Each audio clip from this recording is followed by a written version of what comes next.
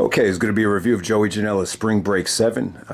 This show definitely had a lot of juice behind it. I would definitely say out of all the GCW shows, this definitely had the most attractive matches. Maybe the most attractive match for all the non-WWE shows this weekend. And, the crowd was, pretty loaded here. It was sold out.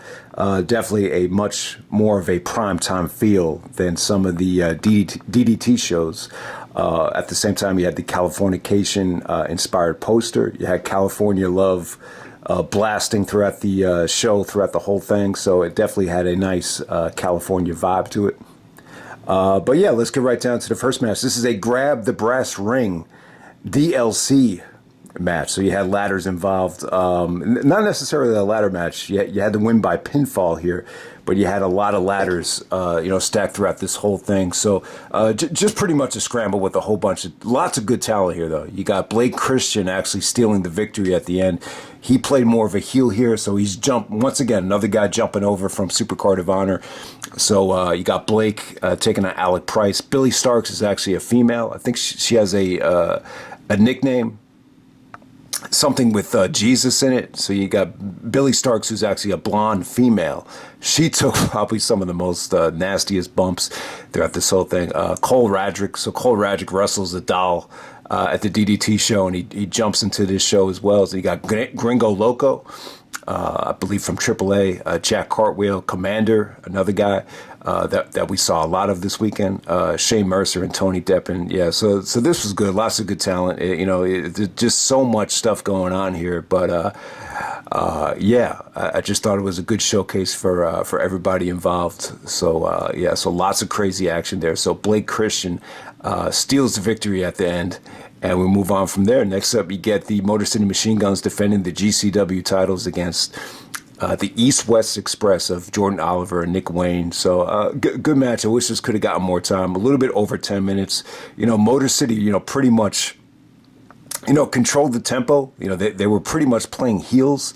And the, Jordan Oliver and Nick Wayne were, they kind of did a lot of the breathtaking moves, a lot of more of the high flying here. And, a lot of the must-see offense came from them. Their double ace crusher is beautiful to watch, and it's funny. The True Slayer preview with the Skype guys that did a preview, though, a lot of them were kind of down on Jordan Oliver.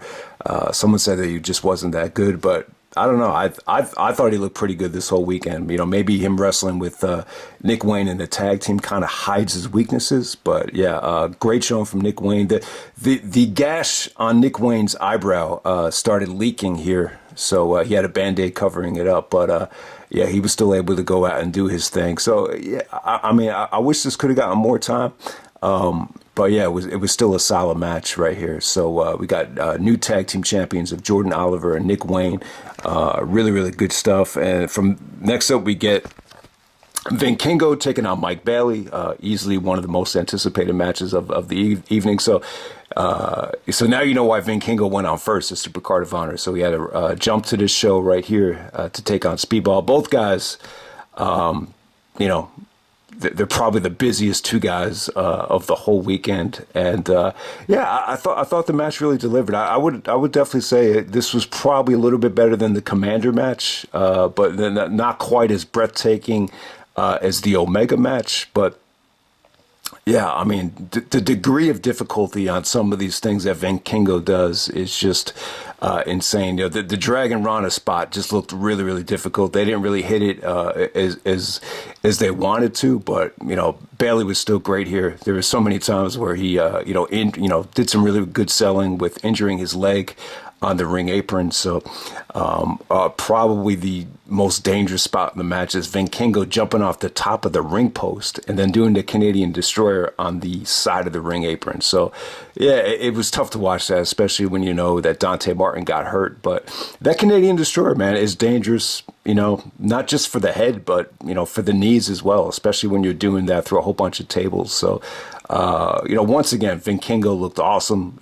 Nigel was even saying at Super Card of Honor, like he's never seen anyone with that type of balance jumping off the ropes. I mean, just to do the stuff, that ring post, there's not a lot of room on that thing. I mean, there's really not. And just to, so him and Billie, awesome match right here. I mean, it could have been a little bit better. I think in terms of crowd reaction, it just kind of felt like, you've seen a lot of Vikingo up to this point. It felt like a lot of people were at Super Card of Honor, so the cat's already out of the bag in terms of, everyone knows what this guy can do now, so you got a little bit more expectations. I think the Omega match kind of smacked people in the face compared to some of these matches that he's having this weekend, but it was still an awesome match. I would still say this is the match of the night. And, a lot of people were looking the most forward to this match. I think Chase said this was his, this would be the show to check out. Whatever show had Vikingo versus Mike Bailey, and it ended up being Joey Janela Spring Break 7, so definitely check it out. Next up, you got Maki Itoh teaming up with Nick Gage to take on BUSSY of Alec, Katch, and Effy. I don't know if Alec Katch is a lesbian, but she's playing more of a sexual-orientated character here. Definitely believe Effy is homosexual. So they did a lot of comedy stuff on the, some of the earlier shows. But yeah, this is a nice variety match. I mean, if you got a little bit of comedy here, you got a little bit of sexuality here, lots of, hardcore spots. Effie took some nasty bumps into the the chairs that were set up here, so you definitely had some nice brutality here. And I mean, the cute little Japanese girl, Maki Itoh, she, you see that little cute face, get busted open by a pizza cutter. So it was pretty crazy. But if you love Nick Gage and you love this promotion, this will definitely satisfy you. But this is one of those matches that's just not for everybody. But I actually liked it. I thought it was pretty fun. I mean, they got time. They were able to really do some creativity out there. So Nick Gage is probably has the biggest connection with the audience from anybody from GCW, and you definitely saw that with the entrance and just the match as a whole. So there we go with that. All right, next up, probably the most disappointing match of the night. You got Masha Slamovich making a surprise to take on Steph DeLander. Steph DeLander comes out there with Zach Ryder, whatever the hell his name is now. Matt Cardona. They cut a heel promo. She really reminds me a lot of Saraya from AEW or Paige from WWE. She definitely has that type of vibe to her. The match is pretty much overbooked. I wouldn't go into this thing just expecting a Masha Slamovich PWG style match from her. But, she retains the GCW World title, which she just won from Nick Gage. So yeah, I mean, there's definitely a lot of potential with Masha as a GCW champion down the road. So, but yeah, not a match I recommend checking out. It was just kind of short, sweet, and a little bit overbooked. That doesn't really showcase Masha in the most positive light. So we'll move on to the main event. We got Kota Ibushi taking on Joey Janela. They got more time than anything on the show. They promoted this as a dream match. And yeah, I mean, it was cool. I really thought the aftermath was the best part of this thing. Janela really tried to, the storyline here was that Coda didn't really know who Joey Janela was, and that offended Joey. But in the aftermath, he really kind of, he talked about his personal demons, and he even mentioned the Penelope and, Kip James situation. So apparently he used to date Penelope. And he talked about how he lost himself, and he kind of tied it to Kota Ibushi, losing himself as well. And, he really bigged up Coda for choosing GCW over AEW and WWE for this weekend, which is, really, really cool. But, yeah, I mean, the match delivered, man. It was a great brawl. I wouldn't say it was exactly a dream match. Janela and Coda, I think they definitely have different styles. Janela's more of a hardcore wrestler. Coda's more of a, Japanese warrior, high flyer. So you got to see a little bit of everything here. I mean, the German suplex through the doors was nasty. It almost looked, it did not look good. I believe it was Coda actually German suplexing Joey Janela through the door, and both guys took the brunt of that. I mean, that looked nasty. Janela bladed hard here. you know, I don't know. I mean, I know about Joey Janela a little bit.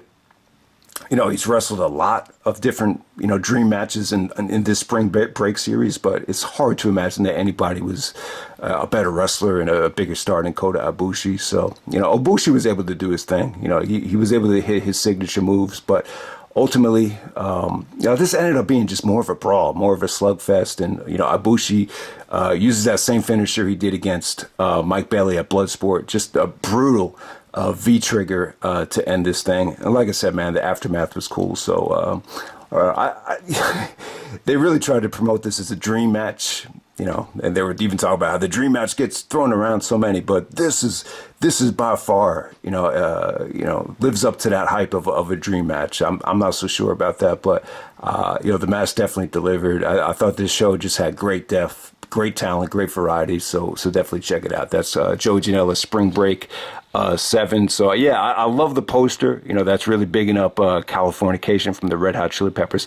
And I'll tell you, that California love, it's amazing. I remember the first day that aired on MTV. It was January 1st, 1996, and they premiered the video on MTV Jams, and it just came out of nowhere. You know, at that time there was no internet. You know, no one really knew much about Tupac coming out of jail, but I'll tell you, Dre's production is just so layered, and it's just amazing how that song has just pretty much lived forever. And I know Tupac was really negative on Dre for not being in the studio a lot and only producing like 1 or 2 songs a year. But I'll tell you, man, like when you spend that much time on one song, it lives forever. And I don't think anyone's gotten, you know, that much out of Tupac in terms of his delivery on that song. So it's just amazing how popular that song still is. And for whatever reason, that was blasting throughout the speakers throughout the whole show. You know, Californication, California love. So had that going forward as well. So hope you guys enjoy the review, and I'm out. All right.